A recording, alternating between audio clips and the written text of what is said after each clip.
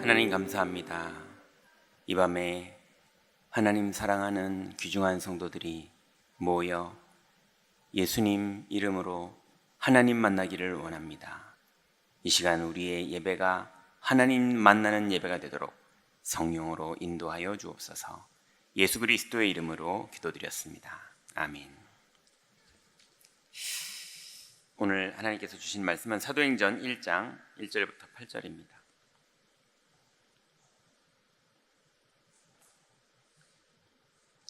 우리 많이 읽었던 말씀이죠. 사도행전 1장 1절부터 8절 같이 읽습니다. 데오빌러여, 내가 먼저 쓴 글에는 무릇 예수께서 행하시며 가르치시기를 시작하신부터 그가 택하신 사도들에게 성령으로 명하시고 승천하신 날까지의 일을 기록하였노라. 그가 고난받으신 후에 또한 그들에게 확실한 많은 증거로 친히 살아계심을 나타내사 40일 동안 그들에게 보이시며 하나님 나라의 일을 말씀하시니라. 사도와 함께 모이사 그들에게 분부하여 이르시되 예루살렘을 떠나지 말고 내게서 들은 바 아버지께서 약속하신 것을 기다리라. 요한은 물로 세례를 베풀었으나 너희는 몇 날이 못되어 성령으로 세례를 받으리라 하셨느니라. 그들이 모였을 때에 예수께 여쭈어 이르되 주께서 이스라엘 나라를 회복하심이 이때니까 하니 이르시되 때와 시기는 아버지께서 자기의 권한에 두셨으니 너희가 알 바 아니요 오직 성령이 너희에게 임하시면 너희가 권능을 받고 예루살렘과 온 유대와 사마리아와 땅끝까지 이르러 내 증인이 되리라 하시니라. 아멘.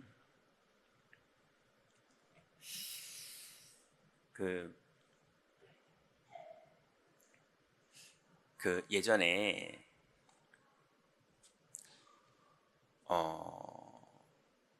이렇게 공중전화 박스에 여자분이 피가 흘러서 넘어져 있더라고요. 등치가 좋으신 분이.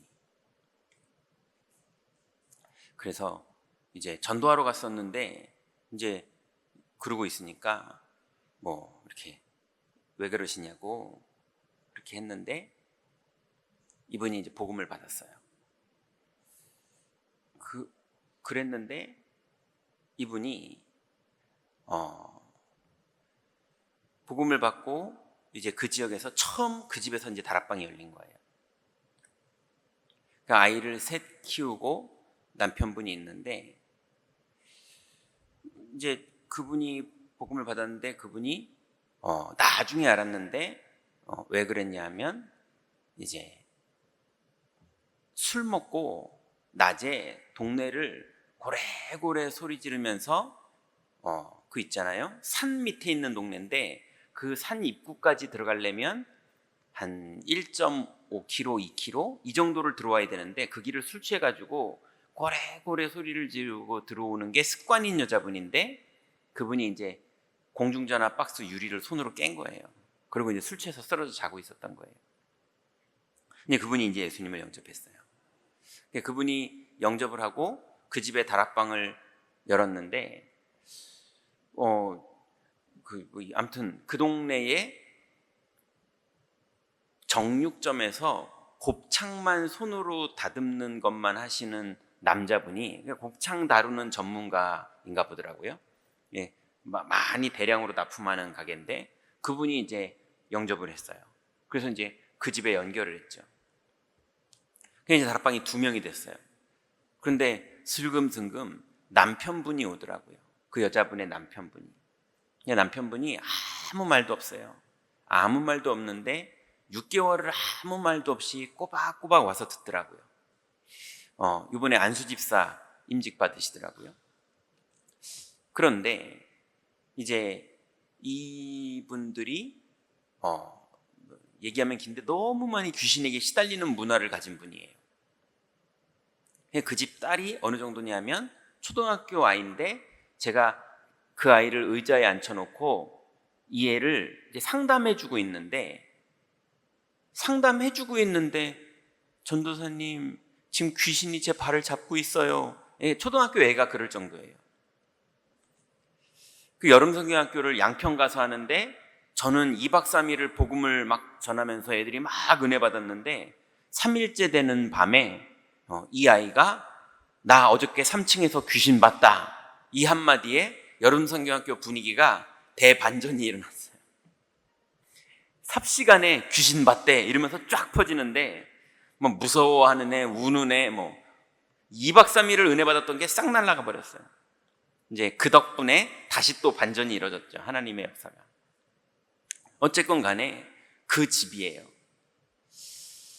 이제 그러고 있는데 그 집을 중심으로 지역 초등학교에 가서 이제 복음을 전하는데 온통 지역의 아이들이 귀신 보는 아이들이에요.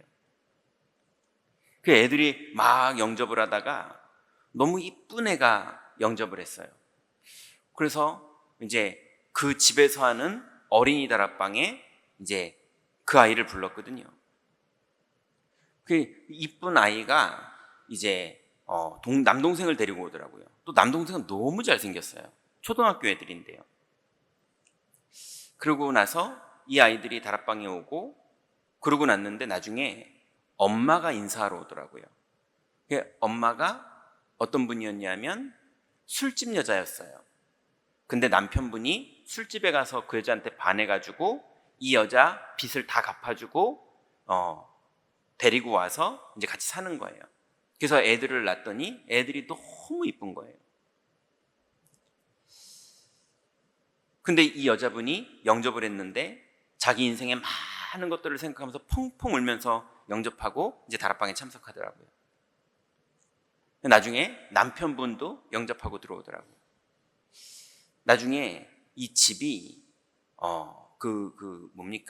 술주정 하던 그 집이 다락방을 하는데요. 이 집이 이제 경제가 좀 회복이 됐어요. 경제가 회복되니까 집을 이사를 했는데 좀 형편 좋은 데로 이사를 했는데 어디로 이사했냐면 그 동네에 절 안에 방을 만들어 놓은 그 방에 이 사람들이 이사를 간 거예요. 이제 다락방 하던 집이 절 안으로 들어갔으니까 집은 좋아진 거거든요. 이제 절 안에서 다락방을 시작하는 거예요. 나중에 그 주지 스님이 여자분이었는데 그 며느리 영접했어요. 그리고 그 주지 스님의 손주 둘 다 영접했어요. 그러니 주지 스님이 이 다락방을 이제 문 닫게 하려고 뭐 별의별 방해들을 했는데 하나님은 더 역사하셨거든요. 그 지역에 소문났어요. 저 이단 전도사가 들어와가지고 사람들 꼬시고 있는데 저 절이랑 붙었다. 저것이 망하는가 안 망하는가 보자. 그랬는데 그 지역에 식당 하는 분이 있는데 이분이 그리스도를 고백하면서 식당이 대박이 나버렸어요. 그러니까 그 이후로 그 지역에 많은 사람들이 복음을 받고 영접을 하고 그 지역에 이제 지교회가 세워졌거든요. 나중에 그 지교회 모임에 아이들만, 제가 이제 임마누엘 서울교회 교육자 하기 전에 그 지교회 아이들만 여름성경학교에 데려갔는데 35명 데려갔어요. 제가 뭘 해서가 아니라 그냥 술 취한 여자, 쓰러져 있는 여자, 이 사람한테 복음을 전했는데 이 복음이 확산돼가지고 나중에는 그 지역에 이제 동사무소 직원도 이 모임을 도와주고, 왜냐면 아이들 환경이 너무 안 좋으니까 이제 어려운 아이들, 가정에 이제 부모님들이 엉망인 아이들, 이런 아이들 학원을 어떻게 보내야 될지 상담하면 그 동사무소 복지 직원이 이 아이들 학원 연결해주고, 그 다음에 경제 지원받게 도와주고, 또 아이들 이게 여러 가지 어려운 게 있으면 이제 쌀 같은 거 이런 것들을 동사무소에서 다 도와주고요. 이렇게 지역이 봐도 아이들이 살아난다, 부모들이 살아난다 이렇게 하는데요.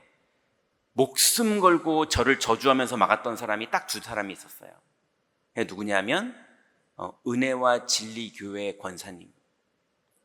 자기가 성미 갖다 주면서 그렇게 많이 준비해 놨는데 이단 전도사가 들어와 가지고 애들 다 뺏어 간다고. 그래가지고 술집, 그 아이들 말고 다른 집인데 술집에서 현직으로 일하는 여자분이 있는 집에 애들이 완전히 방치돼 있었거든요. 근데 이 아이들이 복음을 받고 은혜 받고 그러면서 이제 찬양하고 이러면서 공부 시작하고 이러고 있었는데, 그 권사님이 저 이단이라고, 애들 보내면 안 된다고, 그 말에, 아니 술집에서 일하시고 교회는 한 번도 안 가본 부모님이 애들 이단이라는 말에 못 가게 하더라고요.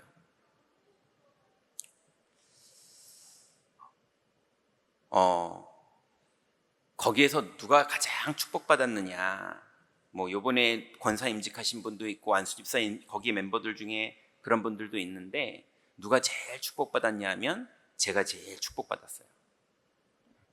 저한테는 거기가 유목사님의 안창마을 같은 데거든요. 저는 귀신 같은 걸 본 적이 없는 사람인데 이 동네는 완전히 다 귀신 들린 사람, 뭐 굿당하는 할머니의 손주, 그 어린애들도 귀신 보고 어른도 귀신 보고 온 동네가 무당 깃발이고 절간이고, 작은 절, 큰 절, 온통 그런 동네고, 온통 술집에서 일하는 사람, 노래방에서 도우미로 일하는 사람, 이런 사람들이 가득 있는 동네였는데, 노래방 주인도 영접하고 집사되고, 그 다음에 뭡니까, 그 단란주점이 아니죠, 그 뭐라 그러지, 바, 이렇게 위스키 마시는 바 마담도 영접하고 집사되고, 제가 주례해서 결혼하고, 하나님의 많은 일들이 벌어졌거든요. 근데 그걸 경험한 제 결론은 제가 하나님을 거기서 만났어요. 영접은 그 전에 당연히 했죠. 복음을 전하는 전도사였는데요. 근데 거기서 만난 하나님이 주권자시고 인도자시고 흑암을 꺾으시고 문을 여시는 분이고 모든 것 위에 뛰어난 분이라는 걸 완전히 확인했거든요. 그 절의 스님이 저 내쫓으려고 용병 스님 3명을 돈 주고 샀어요. 그래서 귀신의 이름으로 다락방을 꺾었다고요. 3명이 20살을 돈 받고, 그러니까 총 4명이 로테이션으로 기도를 하는 거예요. 목탁 치면서. 끝내는 거기가 연주함이거든요. 연주함이 아니고 그걸 뭐라 그러죠? 약수함. 이게 제가 이제 잘 몰랐는데 그거 하나 알았어요. 절 이름 중에 약수함은 병을 낫게 하는 달란트를 가진 그런 절이더라고요. 근데 그 약수함에 약수물이 뻘뻘뻘 나오는 데가 있거든요. 거기 장구벌레가 생기면서 그 싸움이 끝났어요. 그 약수물로 사람들이 맑은 물 먹고 병 치료받는 물인데 장구벌레가 떠버렸어요. 그리고 이 집은 그 절에서 더 경제 회복돼서 더 나왔습니다. 그러니 하나님을 실제로 만나고 사는 것과 그냥 교회를 다니는 거, 설교를 들으면서 감동 받는 것과 실제로 현장에서 하나님이 날마다 함께 하시고 인도하시고 역사하시는 건 또 다른 얘기입니다. 그래서 오늘 본문의 내용이 뭐냐면, 예수님이 이제 제자들과 함께 다녔었는데요, 그 함께 다닐 때는 제자들이 온통 종교 생활을 했었어요. 왜냐하면 맨날 길에서 누가 크니까 이런 거 가지고 싸우고 있었어요. 예수님이 길에서 물어봐요. 너희들 오는 길에 무엇을 그렇게 다퉜느냐? 그러니까 한 명이 또 생각 없이 누가 크니까 이거 가지고 그랬습니다. 또 다른 성경에 보면요, 예수님이랑 길을 가다가 자기네끼리 투닥거렸는지 생각 없는 제자 하나가, 그래서 그런지 이름도 안 나와요. 생각 없는 제자 하나가 자기가 와서 물어봅니다. 주님, 우리 중에 누가 크니까? 이 물어봐요. 또 완전히 딴 데 사로잡힌 거예요. 나중에는 끝판왕 나옵니다. 예수님이 내가 이제는 예루살렘에 올라가서 십자가에 죽어야 될 것이다, 그리고 사흘 만에 부활하게 될 것이고, 이거 설교하고 있는데 문 열리더니 요한의 어머니가 들어옵니다. 야고보의 어머니가 들어와요. 그래가지고 주여, 주의 나라가 임할 때 하나는 주의 좌편에 하나는 주의 우편에 세워주옵소서, 예수님이 답답해가지고요, 너무 심각한 마음으로 너희가 지금 무엇을 구하는지 알지 못하는도다. 예수님 십자가에 죽을 걸 얘기하고 있는데 이 사람들은 출세할 것만 생각하고 있어요. 하도 다투다. 누가 크니까 다투다가 엄마 데리고 왔어요. 그 예수님이 한탄하시면서 너희가 지금 무엇을 구하는지 알지 못하는구나. 니들 지금 큰일 날 소리 하고 있는 거야. 이제 이 얘기잖아요. 그러면서 너무 답답하니까 내가 마시려는 잔을 마실 수 있겠느냐. 그게 무슨 얘기입니까? 난 십자가 죽으면서 아버지여 이 잔을 내게서 옮겨주옵소서 그 잔인데 너희가 마실 수 있겠느냐. 우편 좌편 그거 하니까요. 왜냐하면 예수님은 하나님 보좌 우편에 섰거든요. 그러니까 엄마랑 예수님이랑 얘기하고 있는데 이 야고보가요, 생각 없이 제가 마실 수 있나이다 또 이래요. 막 미쳐가지고 막 돌아갑니다. 지금 어떻게 됩니까? 예수님이 성경에 가장 무서운 말 2번을 하시는데요, 그 중에 한 번 얘기를 여기서 하십니다. 그러면 그렇게 되겠거니와 하고 그냥 놔버리십니다. 그래서 사도들 중에 첫 번째 순교자가 누구죠? 가룟 유다 다음에 죽은 게 야고보입니다. 그러니 하나님을 진짜 만나고 사는 삶과 그냥 종교 생활하는 건 너무나 다릅니다. 그런데 하나님이 우리에게 은혜로 하나님을 만나는 길을 열어주셨어요. 율법 아닙니다. 우리가 완전히 해방됐어요. 하나님은 우리에게 하나님 만나는 길을 열어주셨어요. 그래서 여러분, 우리 인생의 최고의 축복이 뭐냐? 여러분의 가정에서, 여러분의 현장에서, 오늘 여러분의 마음속에서 하나님을 만나는 길이 열렸어요. 이 엄청난 축복입니다. 아담 때 끝난 일이거든요.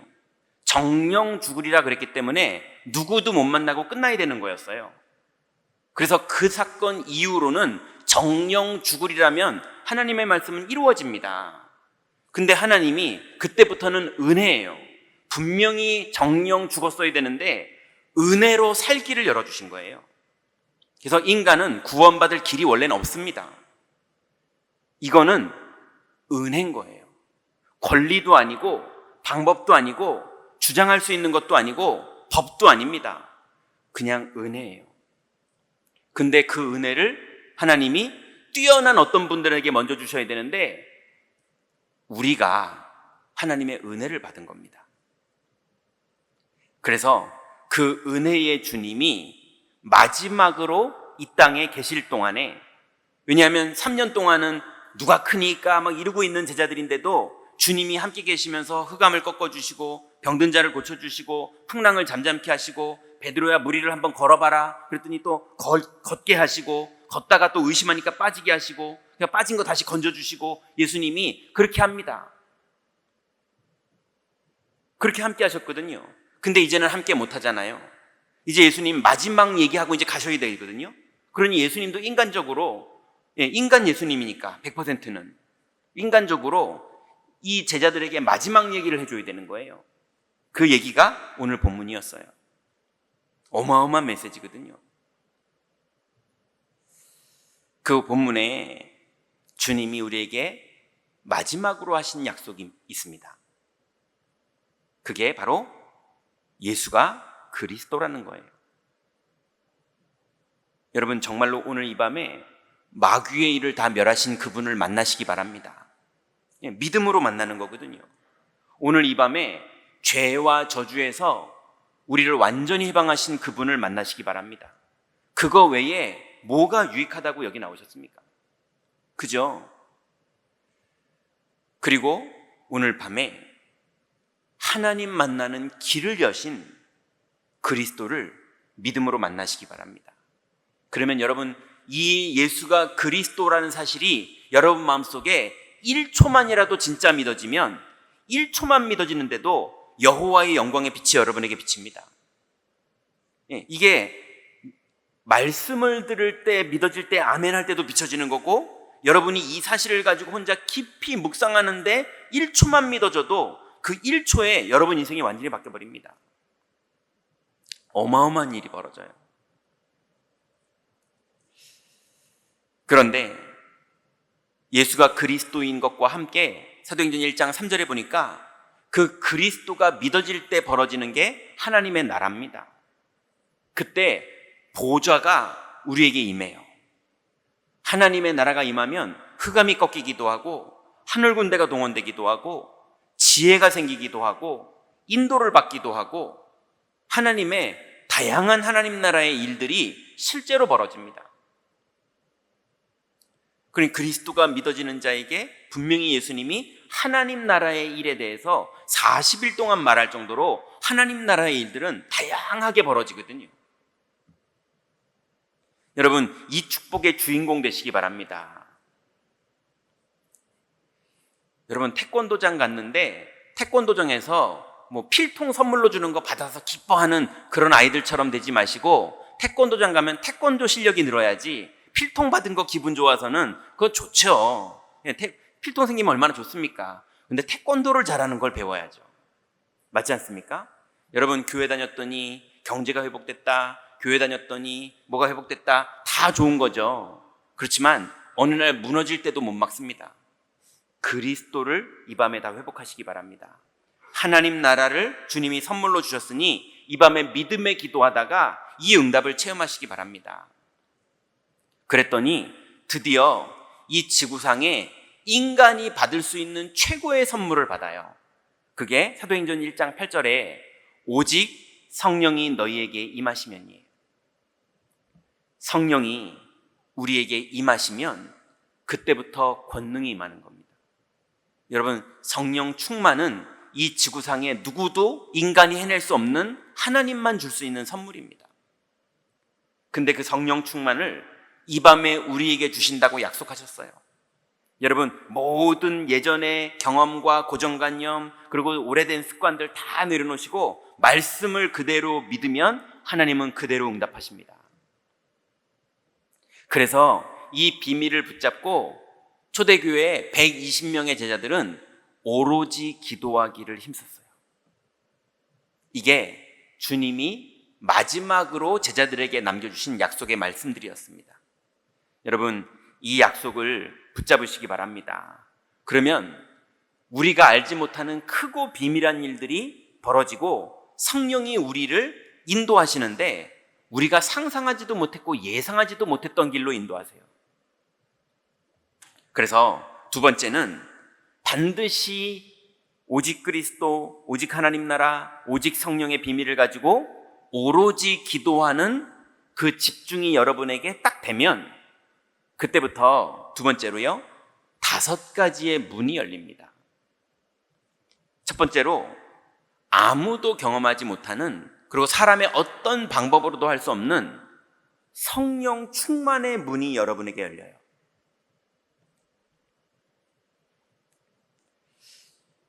이게 비밀입니다. 이 지구상에서 이것처럼 행복하고 이것처럼 사람의 모든 걸 회복시키는 하나님의 축복이 없습니다.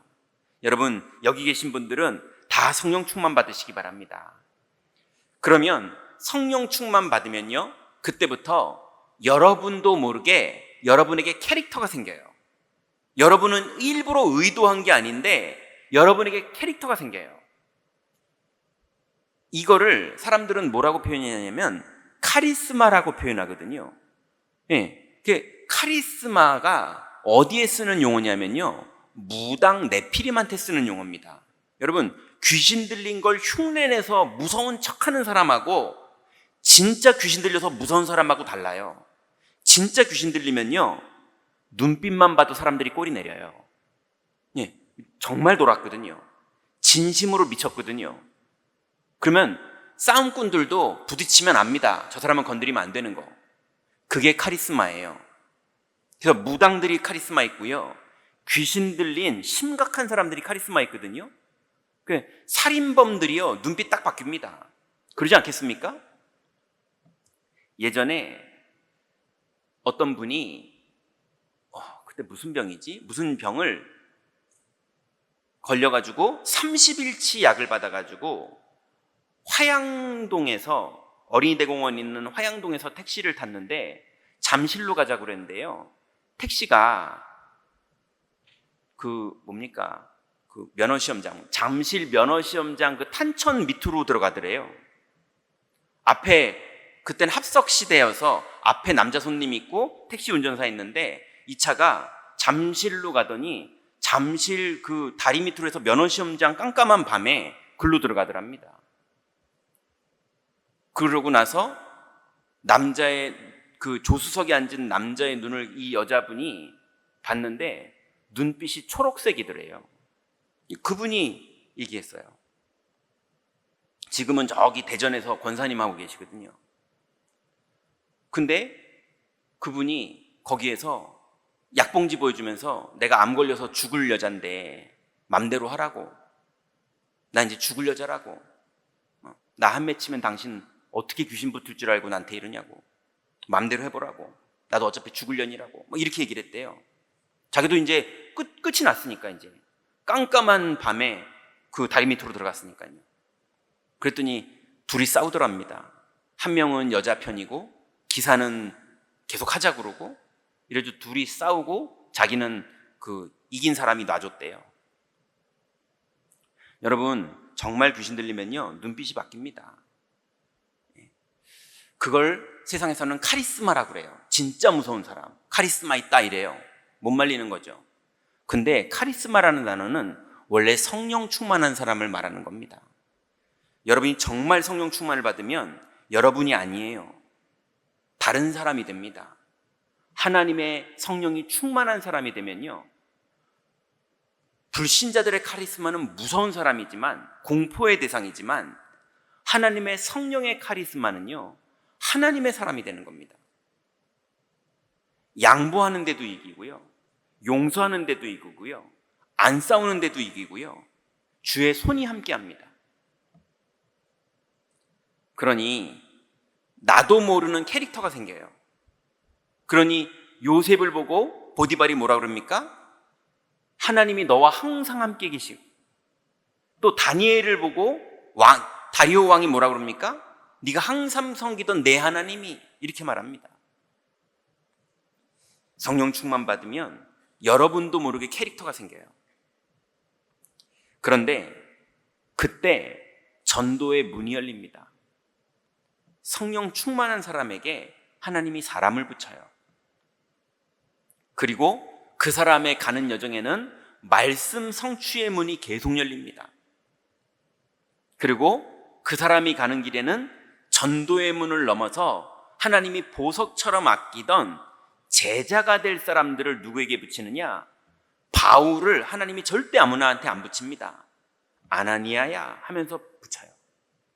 제자를 붙입니다. 그렇게 되면 드디어 집안의 영적 분위기가 바뀝니다. 회사의 영적 분위기가 바뀌고요. 내 인생의 영적 분위기가 바뀌고 우리 지역의 영적 분위기가 바뀌고 교회의 영적 분위기가 바뀝니다. 현장이 바뀌어요. 이게 사도행전 2장에 벌어지는 5가지 문입니다. 반드시 벌어져요. 성령이 임하면. 그러면 약속을 붙잡은 사람이 5가지 문이 열릴 만큼 오로지 기도만 하고 있으면 하나님이 그때 제자들에게 천명을 주십니다. 제자들이 이제 드디어 알게 돼요. 사도행전 1장 14절에 오로지 기도를 힘쓰는 게 가장 축복이라는 걸 알게 됩니다. 그때부터 뭐든지 오로지 기도하면서 해요. 사도행전 1장 14절에 보니까 여자들과 예수의 어머니 마리아와 예수의 아우들과 더불어 마음을 같이하여 오로지 기도에 힘쓰니라 그랬어요. 여러분, 오로지 기도에 힘쓰는 게 다 손붙잡고 우리 하나 되자 이러고 있었겠습니까? 120명이 모였지만 각자 홀로 하나님 앞에 서 있었던 거예요. 하나님 앞에서 오로지 기도하는데 각자 머리 위에 성령이 임하십니다. 여러분, 오늘 이 밤에 믿음으로 주님 만나보고 믿음으로 주님 바라보고 기도하시다가 하나님의 성령이 여러분 개인에게 충만히 임하시는 그 응답, 성경 그대로의 문이 여러분에게 열리시기 바랍니다. 그랬더니 3,000명의 제자의 문이 열렸어요. 이 제자들을 120명이 120등분으로 나눠서 다시 다락방을 열었는데 그 사람들이 다락방을 열어서 가르친 게 뭡니까? 사도들의 가르침을 받아서 오로지 기도하기를 힘쓰는 걸 그대로 또 재현합니다. 왜냐하면 자기네들이 예수님의 가르침을 받아서 오로지 기도했는데 성령이 임했잖아요.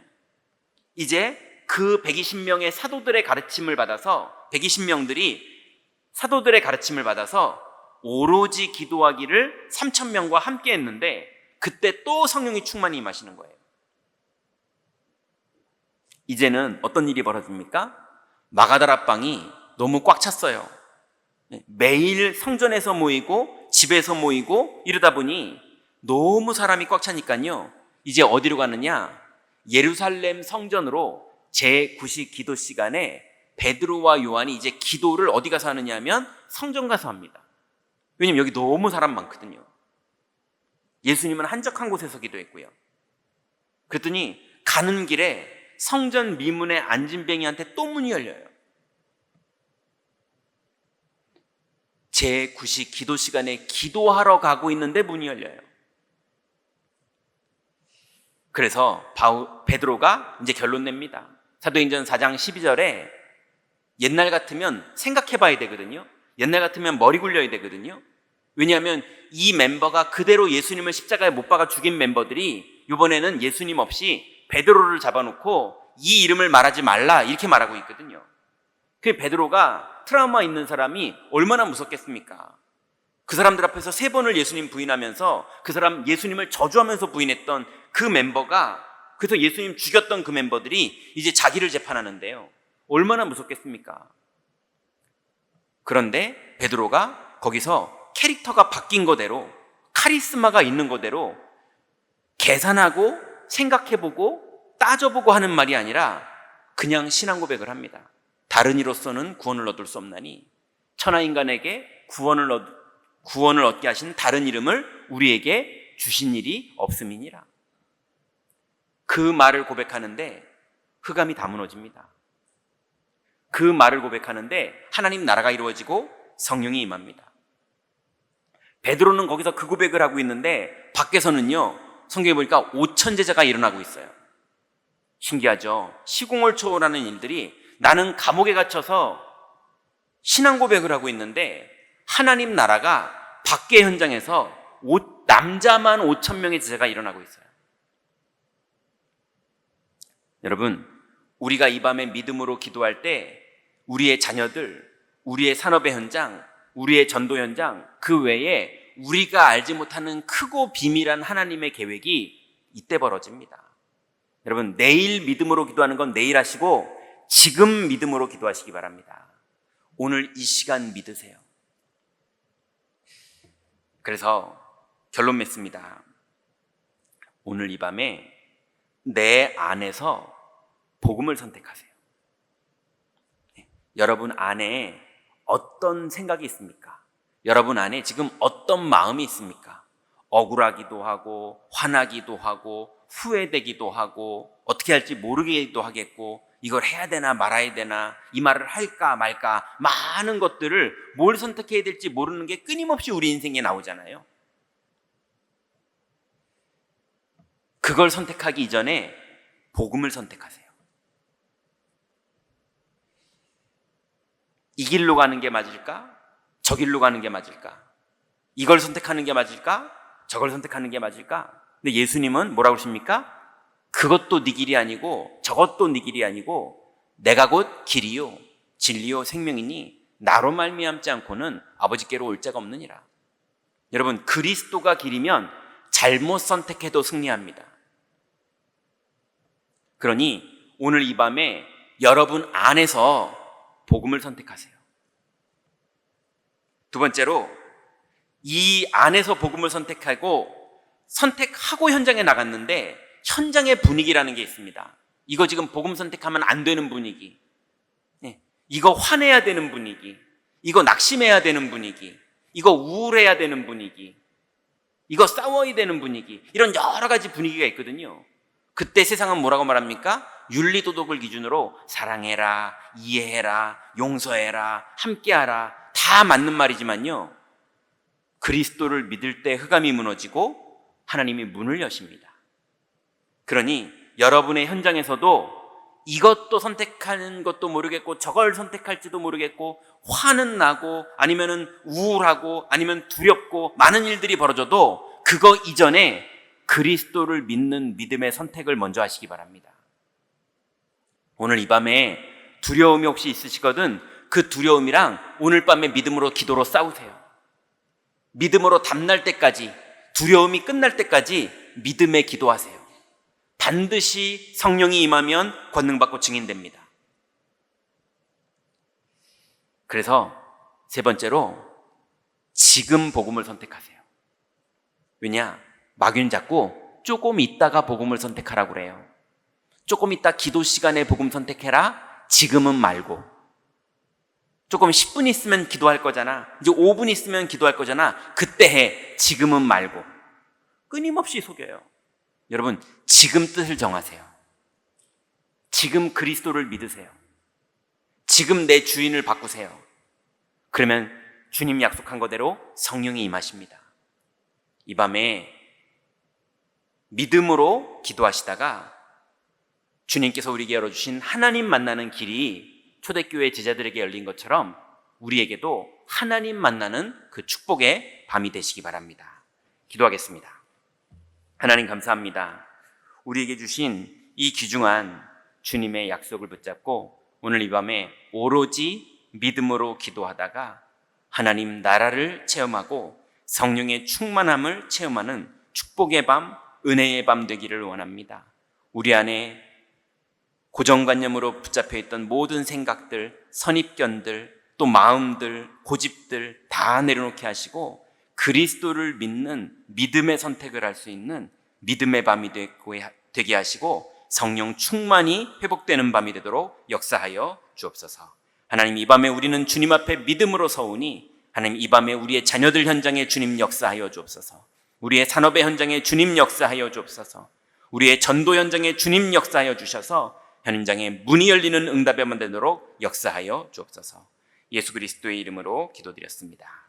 아멘.